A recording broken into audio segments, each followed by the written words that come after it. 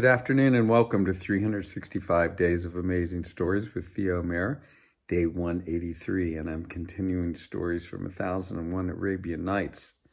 Remember that the Caliph Houran al-Raschid, commander of the faithful, had gone out again with Jafar in disguise to see what things were like. And as they did, they encountered a fisherman who was not looking so good, looking down on his luck. And it was true he had not caught anything that day and was worried about being able to feed his family. So Houran al-Raschid suggested to Jafar that he say to him that, he would pay him 100 dinars if he was to cast his net one time in the Tigris River for him. And whatever he caught, that's what he would get. If he caught nothing at all, he would still be paid. The fisherman was delighted by this because it would feed his family for quite a long time. So down to the river the three of them went. Fisherman organized his nets as best he could before he cast it into the river.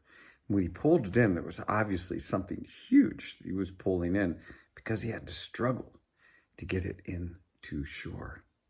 Once he did, the Caliph and Jafar realized that it was too big for them to be able to carry it back on their own.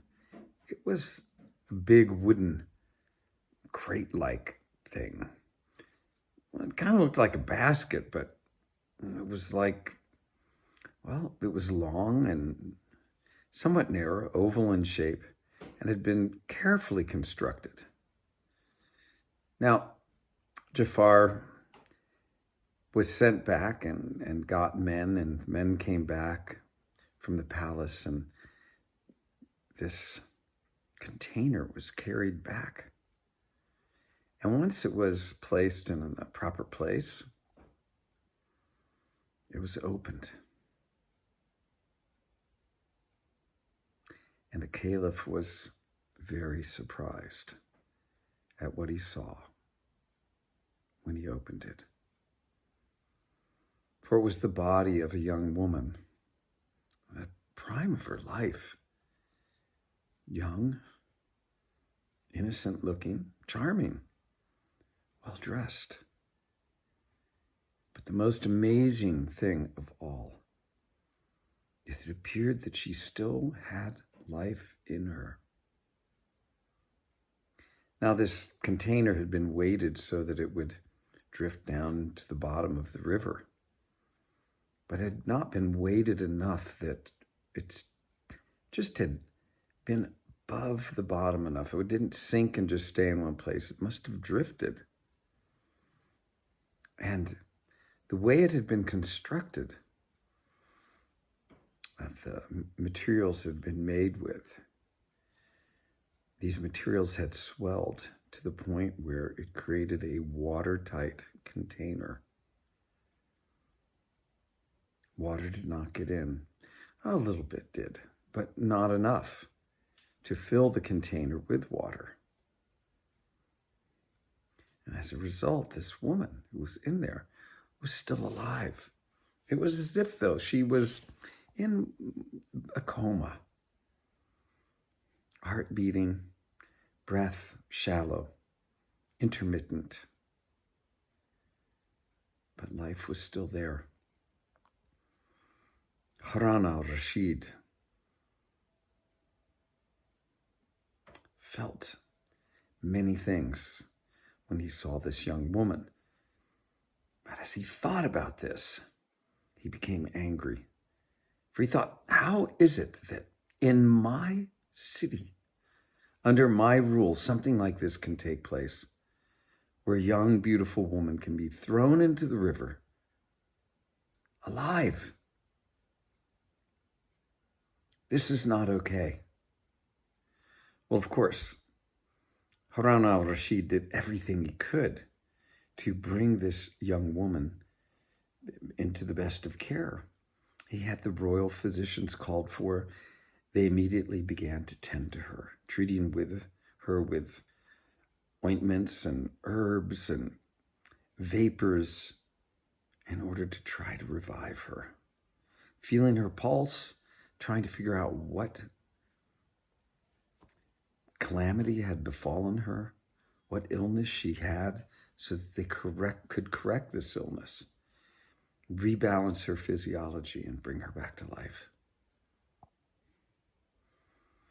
Well, the caliph's anger, as I've said, was hard to contain.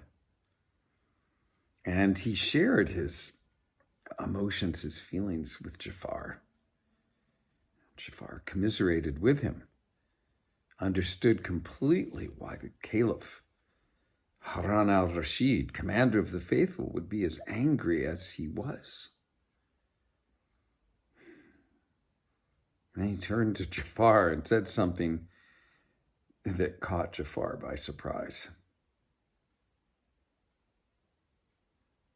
He said to Jafar, "You must go find this murderer, whoever it is that tried to kill this woman by throwing her into the river like this. And if you do not, you will pay for it with your head."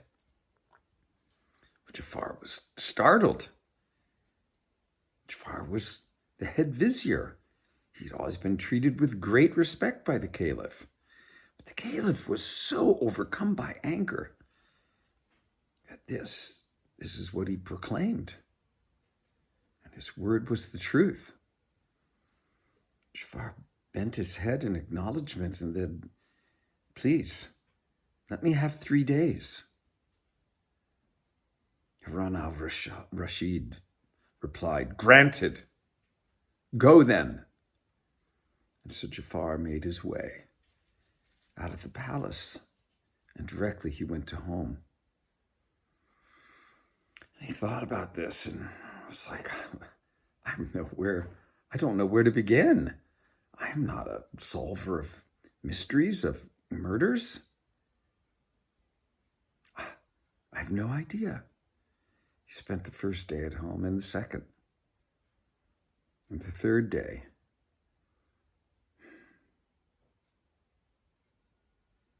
Houran al-Raschid had sent to Jafar's home a group of men to bring him in. Jafar, when he realized that they were there, he said, "I am lost, perhaps, but only by the grace of the Almighty God, the all-powerful God that rules over all. Only by that God will I be saved." And he was led. And he was put under custody, watched carefully. Jafar said to him, "Have you found the murderer?" And Jafar said, "Do I look like someone who can solve a murder?"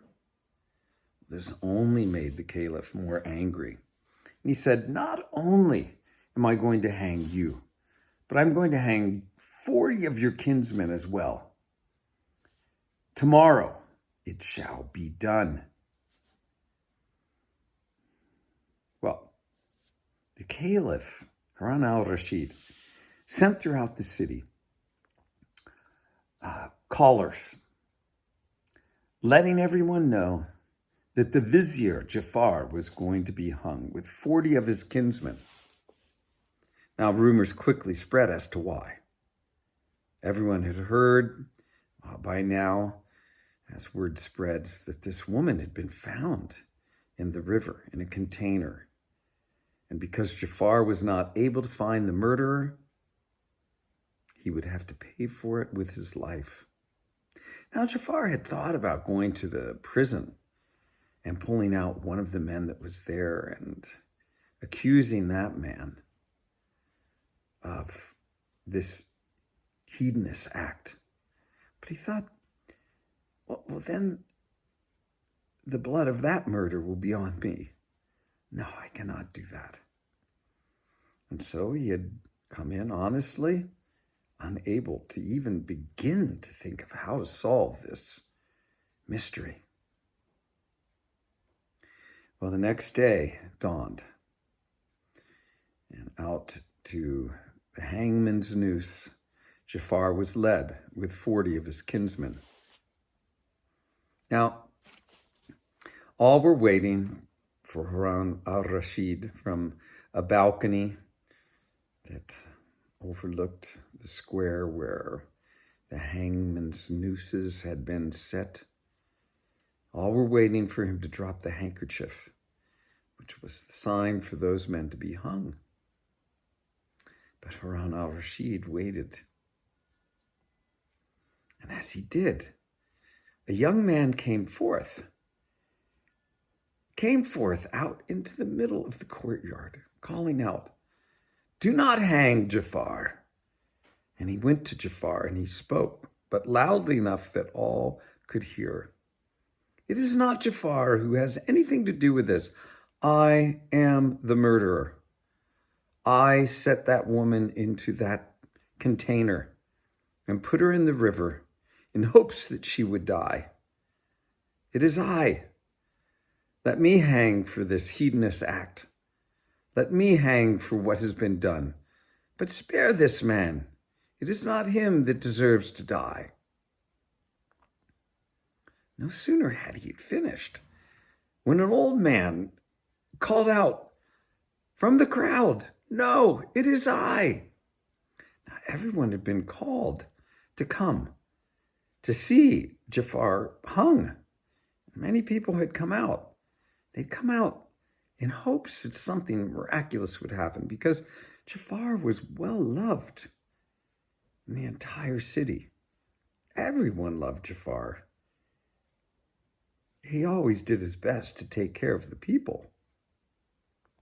Now this old man is calling out and trying to make his way through the crowd into the opening where this young man is standing next to Jafar.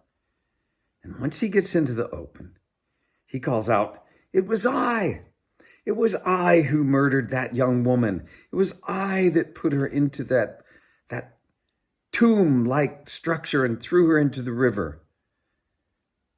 Hang no one but me."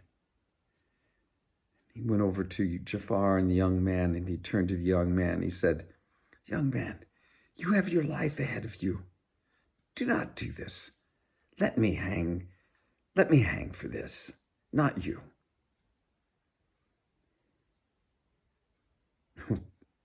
Everyone was amazed.